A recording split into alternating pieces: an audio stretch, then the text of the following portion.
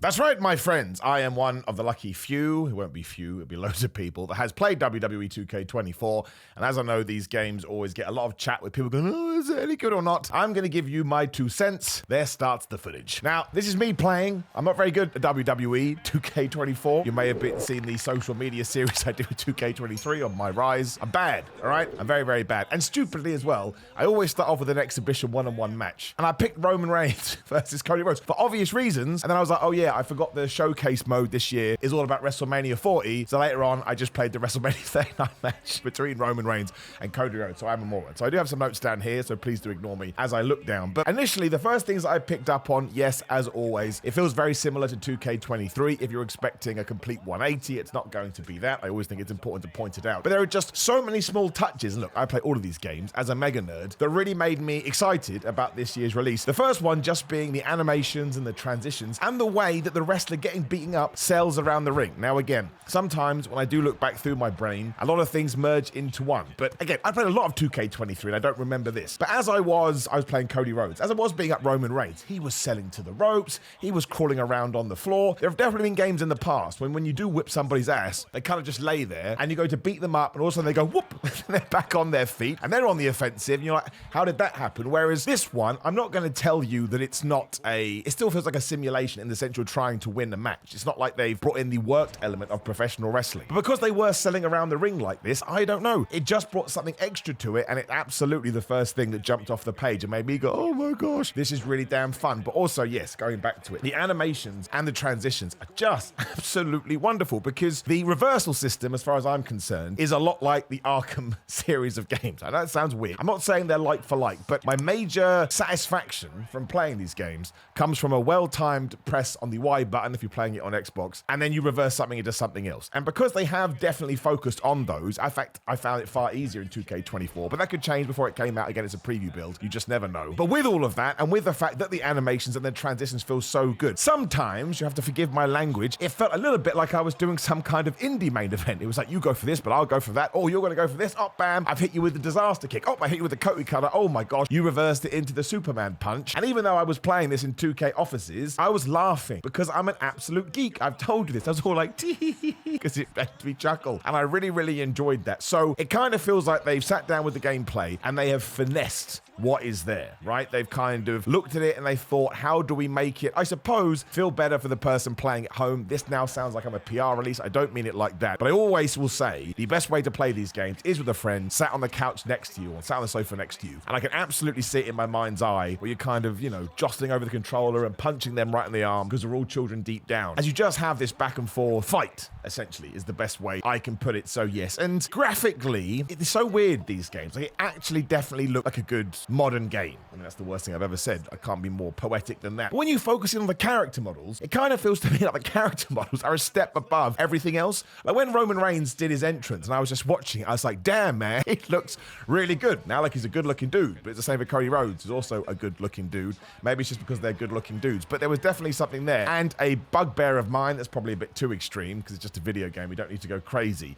is I always kind of thought in the past the fan experience didn't really relate to fans in real life. So when you do a move, you want a big pop, you want random chants, you want them to get involved with what they are seeing. That absolutely had it here. Again, I really should have written down specifics, but I didn't. But on numerous occasions, I was like, oh my gosh, they've come up. There was obviously this is awesome chant, but it sounded, you're gonna have to shoot me in the face, I'm gonna use that worst word ever. It sounded more organic. And when you do have that atmosphere and you have that noise, what it does do, if you're trying to replicate the WWE experience, well, the clue is in everything I've just said, all of a sudden, it does feel way more authentic. And I suppose to give you a too long didn't read version of this, which is dumb because I've just told you, it was just fun to play and it was just really entertaining. And in my old age, that's kind of how I approach games nowadays. I don't worry about this, that, ups, downs, left, rights, or maybes. I just play it. And again, I played this for a good couple of hours. I walked away, especially after my first match going, there is definitely something here and I'd like to play it again. I then went into the showcase mode when you get to relive classic moments from WWE history, given that WrestleMania 40 is just around the corner and this game comes out pretty much the same time. We are going to do that. And the 3 matches that I were able to try was Rhea Ripley versus Charlotte from WrestleMania 39, find Cody Rhodes versus Roman Reigns from WrestleMania 39, and also from way back in the day, ravishing Rick Rude and versus the Ultimate Warrior for the Intercontinental title. Now you know how these work. As opposed to trying to win a match, you're trying to replicate, as I've already said,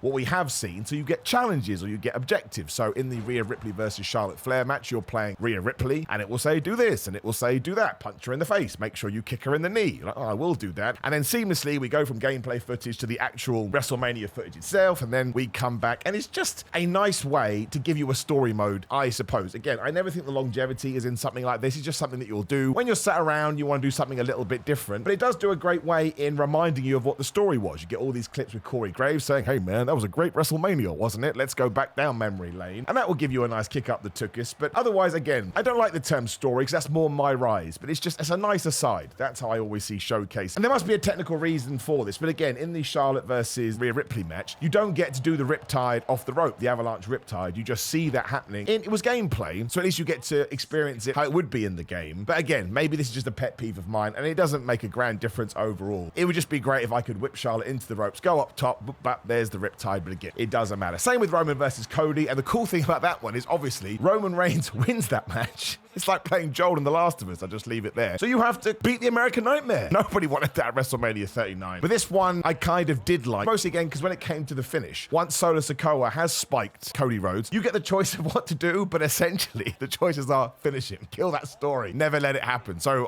there was something about that one, I guess because it was reigned in so much controversy in real life, it really did put a smile on my face. And getting to do one from yesteryear with the Ultimate Warrior and Rick Rude, again, because Rick Rude wins that, I thought it was really fun. I love the fact they always put the grain effect over the screen. And some of the objectives are just make me giggle. Give him a pile driver. It's like, I will give him a pile driver. And of course, Bobby Heenan's on the outside. But again, when you get to the screw job finish, when Bobby Heenan does indeed grab the Ultimate Warrior's leg, that kind of takes over. The game kind of takes over. And if in the future we could find a way to make that something that we could do, that would rock. But what a minor bugbear. Again, I just had fun doing it. And they're kind of a lot shorter than I thought they were going to be. They could be really long depending on how long it does take you to do the objectives. Although saying that, one of my criticisms of 2K23 was that sometimes I got stuck on these. Even when don't tell anyone, I put it on easy mode. So at least here, I got to do it. And I think everyone's going to be different. I don't necessarily massively want to be challenged in those things. And I just want to do it as a nice, fun aside. So I actually appreciate that a lot. And just because I've got it down here before I do talk about two other things. If this has been brought back and I've forgotten, just say, Simon, you're an old man, you need a better memory. They've now got this Trading Strikes mini game, and it's just a quick time event. But again, especially with Roman versus Cody, Cody hit me with his quick strike, and then you get like a little circle in the corner. You have to hold down the X button and let it go in order to punch him back. I really enjoyed that, and I don't know why. I actually think the mini games that WWE and 2K put in here are always really fun, even though, admittedly, when it comes to the 1-2-ooh mini games, I don't do no flick up on the right stick at the right time. I do mash. Because track and field for life. I also got to play the returning ambulance match, which once again made me laugh out loud in a very busy room. But I was doing Randy Orton versus LA Knight to kind of tie into stuff that we've been doing recently in the real world. And just being able to grab LA Knight, I was playing Orton, you grab him, hold him, and powerbomb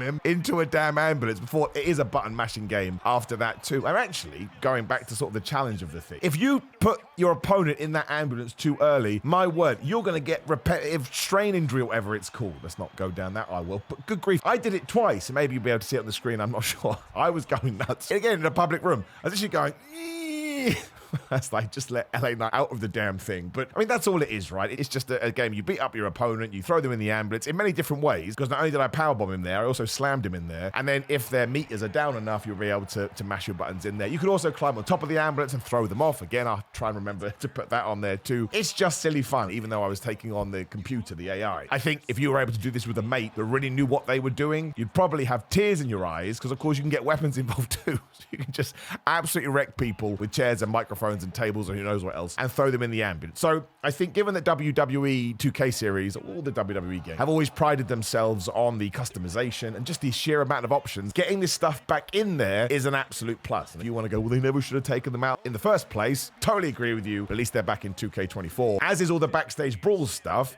And now you can, interact with the environment loads more. And I think you can have up to 4 people. Now, why I didn't do 4 people, I don't know, but I picked 3. I just did. And I chose Seth Rollins, Sami Zayn, and Stone Cold Steve Austin. I don't know why, I just did. Not only that, it was Steve Austin from '97. Once again, though, it made me laugh because I just threw Seth Rollins off the top of a platform. Probably would have killed him, and he got knocked out, and then I did the same for Sami Zayn. But what I really got a kick out of this one here is it is so much easier, could just be something that I'm not very good at, to jump from one person to the next. So given it was Steve Austin, the way I kind of wanted to play it was, well, I'm going to kick Sami Zayn's ass, then click that right stick, kick Seth Rollins' ass. Click that right stick, kick Sami Zayn's ass. Now, eventually the computer gets used to this. That is what should happen, so you do have somewhat of a challenge. But for a good 35 seconds, I was able to do this, and because I do enjoy suspending my disbelief, I was like, oh my god, this is exactly like Stone Cold Steve Austin in the late 90s. And there's loads of stuff to climb on, there's a bunch of weapons, there's a working elevator, a lift, and me and Sami Zayn fell in there, and we went up to the next floor, and I would imagine they've put a lot in this. I only played it for about 5 minutes. I probably should have just gone through it and tried everything. But much like times in the past, where you think, oh, I wonder if I can do this, and I wonder if I can do that, and you can't. I think the developers have heard that this year, and they've gone, oh, we're going to let you do it. And even the sheet of paper I had was kind of pushing you in that direction to try this. You should try that. So there's definitely something there. That was essentially the entirety of the build that I had. I mean, there was a bunch more superstars I wasn't able to use. And again, until you actually play the whole thing, you never do know. But from a preview, from a preamble perspective, I did walk away, I wouldn't say more excited than I already was, but there were little things that they had introduced in there that made me go, okay, maybe there is something to this. Because again, not going to lie, I love 2K23. I thought My Rise was great, and I played My GM and all of that. And of course, hopefully we'll be able to expand on them and add new options. But it's always the gameplay where I feel is the lifeblood of any video game. Even if it looked crap, I wouldn't care if it plays well. And it felt a little bit faster to me, and it just felt the way you reverse things, and again, the animations, the transitions, all the stupid words that I used, they just felt a little bit crisper, and they just felt a little bit easier, and they felt less blocky or less glitchy. I mean, that's way too harsh, because I never really thought 2K23 glitched out, apart from the funny ones you get on the internet. People moan about them. No way. No way.